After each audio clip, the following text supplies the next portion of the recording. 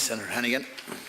Thank you, Aka Hurley. I think we're all glad to hear the wonderful news coming out of Croke Park that we seem to be in sight of bringing in an international ban on cluster munitions. It was only last month that we debated the issue in this House, and I think praise has to go to the government for hosting this conference. It was good to hear the UK Prime Minister Gordon Brown on the radio this morning confirming that the UK will sign up. I think the UK's actions are one of the things that has helped influence others to come on board.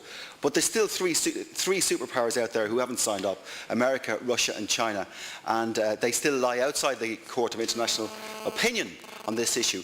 I think we can do things to put pressure on them. We can get our ambassadors in those three countries to work through the diplomatic channels. We see this morning most senators will have received a letter from a former member of this House from Amnesty International asking us to sign a petition. But we can also contact our friends and families in the US and ask them to try to contact the three remaining presidential candidates there and get the issue put in the presidential debate in the US, because we're now in sight of actually seeing an international ban, and we can all do our bit to make it a reality. I read in Tuesday's Financial Times that Standard & Poor's are saying that there's been a sharp rise in the amount of people who are now in mortgage arrears. And this is, by the way, even though the economy is still quite strong. But with rising prices and with increases in unemployment rates, there's a real worry that more and more people will fall into mortgage arrears. It's something that we've been encouraging people to do for years, buy their own houses. Now they need help. So I'm also concerned about potential delays to the NDP. I think, if anything, we should be increasing investment in the NDP. And if that means going to the European Central Bank and arguing for a temporary derogation in the percentage of money that we can borrow, then I think we should do that. But it's important that if we do increase investment, we focus it in certain areas. We need to invest in education, in broadband and in transport infrastructure. Those three areas, if we invest in, will bring more jobs and guarantee that homeowners can pay their bills.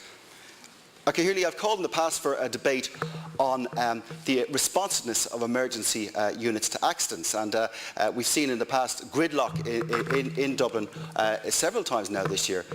This morning I've seen another incident. At 2:30 this morning there was an accident on the M1 at Swords. 6 hours later it wasn't cleared up. So in peak hour the M1 has been closed, and as a result of that people are sitting in their cars. And as we speak, the tailbacks are now reaching Drogheda. It's probably the first Irish traffic jam that can be seen from space. And as a result, people are missing business meetings. I spoke to one person already this morning who was late for their hospital appointment. And of course, not only that, but people trying to get to the airport have missed flights. It's something that we really do need to tackle. I'm fed up coming into this House asking for a debate on emergency services and how they respond. It's vital that we manage to clear up accidents as soon as possible. So could I ask the Leader once again to arrange for a debate on this to take place? Gurr Margaret.